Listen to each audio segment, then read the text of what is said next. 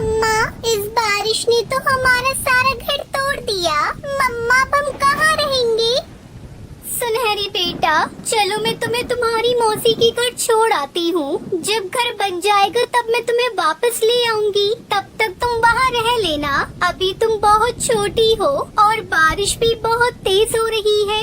ऐसी बारिश में अगर तुम भीगोगी तो तुम्हारी तबीयत खराब हो जाएगी। इसलिए तुम कुछ दिन अपनी मौसी के घर रह लेना। ये कहकर टुनटुनी चिड़िया अपनी बेटी को लेकर अपनी बहन के घर जाती है। पिंकी बहन, अरे ओ पिंकी बहन, दरवाजा खोलो, मैं आई हूँ टुनटुनी।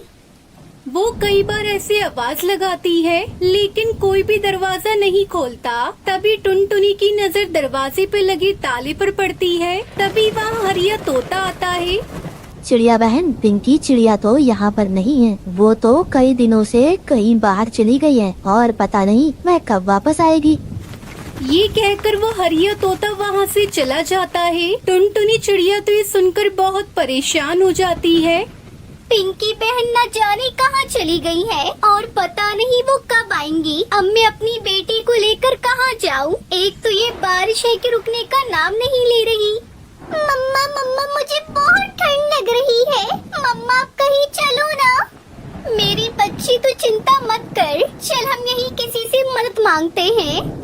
ये कहकर टुनटुनी चिड़िया कालू कौवे के घर के बाहर आती है। कौवे भाई, मैं दूसरे जंगल से आई हूँ और मैं अपनी बहन पिंकी चिड़िया के घर आई थी, लेकिन वो घर पर नहीं है और इस तेज बारिश की वजह से भीगकर मेरी बेटी को ठंड लग रही है। इसलिए आप मुझे बारिश के रुकने तक अपने घर में आश्रय दे दो। ये सुनकर कालू कौवा अपने घर के अंदर अपनी पत्नी सुंदरी कौवी के पास जाता है। पति जी, कौन आया है इतनी तेज बारिश में हमारे घर? सुंदरी, वो अपने पड़ोस में पिंकी चिड़िया है ना, उसकी कोई रिश्तेदार है। वो उसके घर आई थी, लेकिन पिंकी तो घर पर नहीं है, इसलिए वो बारिश रुकने तक हमारे घर पर रहने की बोल रही है। नहीं नहीं कालू जी, मैं नहीं दे सकती किसी को अपने घर में आसरा। उस चिड़िया से मना कर दो।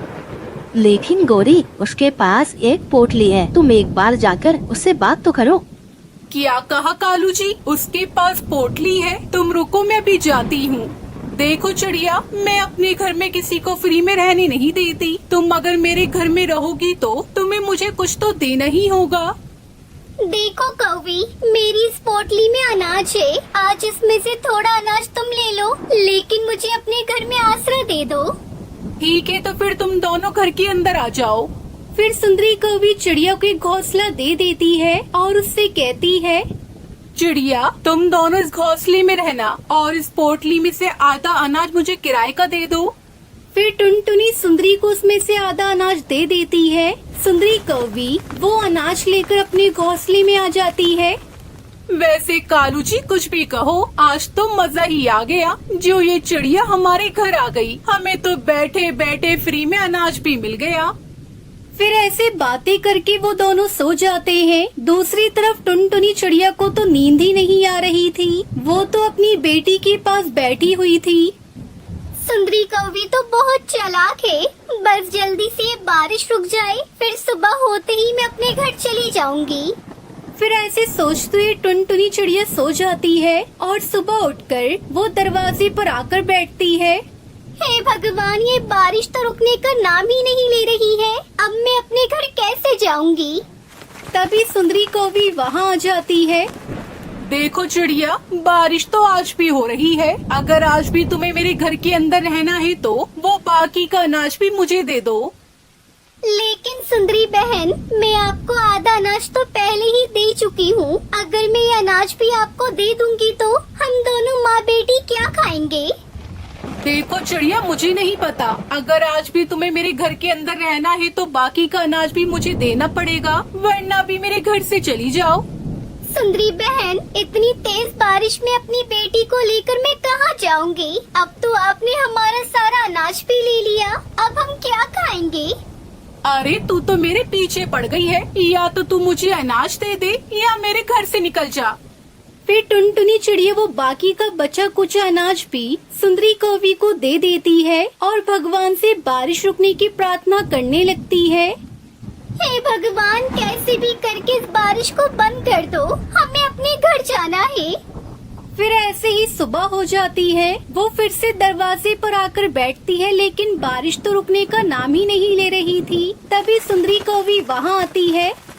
सुनो टुनटुनी चिड़िया, अब तो तुम्हारे पास मुझे देने के लिए कुछ भी नहीं है, तो तुम अपनी बेटी को लो, यहाँ से निकल जाओ। सुंदरी बहन, आपने हमारा सारा नाश तो ले लिया, तो अब कृपया करके बारिश रुकने तक हमें अपने घर में रहने नहीं दो। हम इतनी तेज बारिश में कहाँ जाएंगे? सुनो चिड़िया, मेरा घर कोई धर्मशाला थोड़ी है, इसलिए तुम मेरी बला से कहीं भी जाओ। ये कहकर सुंदरी कौवी उन दोनों को घर से बाहर निकाल देती है। टुनटुनी चिड़िया अपनी बेटी के साथ बाहर बैठी बारिश में भीग रही थी। मेरी बच्ची, तुम परेशान मत हो, मैं कुछ न कुछ रास्ता जरूर निकाल लूंगी।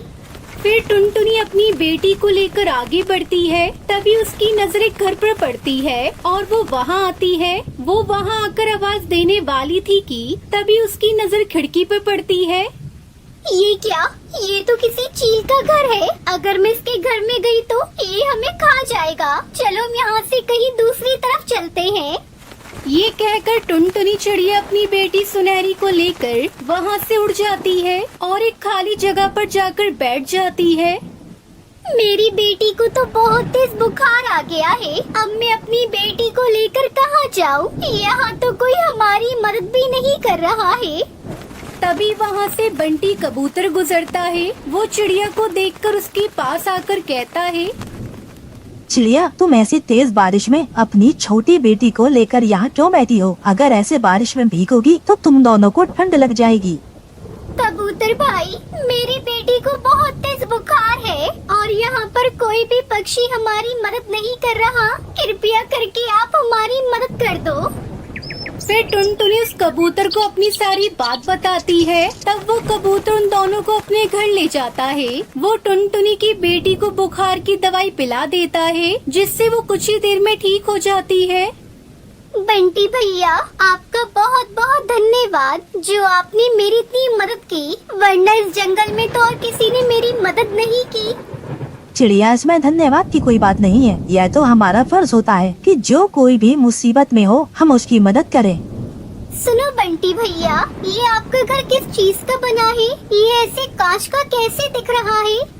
चिड़िया, यह कांच का नहीं, यह तो चूड़ियों का घर है। यह घर बहुत ही मजबूत है। चाहे कितनी भी तेज आंधी या तूफान, बारिश, कुछ भी आ जाए, यह कभी नहीं टूटेगा। तुम चाहो तब तक इस घर में रह सकती हो। हाँ मम्मा, बंटी अंकल ठीक कह रहे हैं। हम इसी चूड़ियों के घर में रहते हैं। ठीक है बेटा, जब तुम्हारा इतना मन कर रहा है इस चूड़ियों के घर में रहने का, तो हम इसी में रहते हैं। फिर इस तरह वो दोनों माँ बेटी बंटी कबूतर के चूड़ी के बने घर में खुशी खुशी रहने लगती है।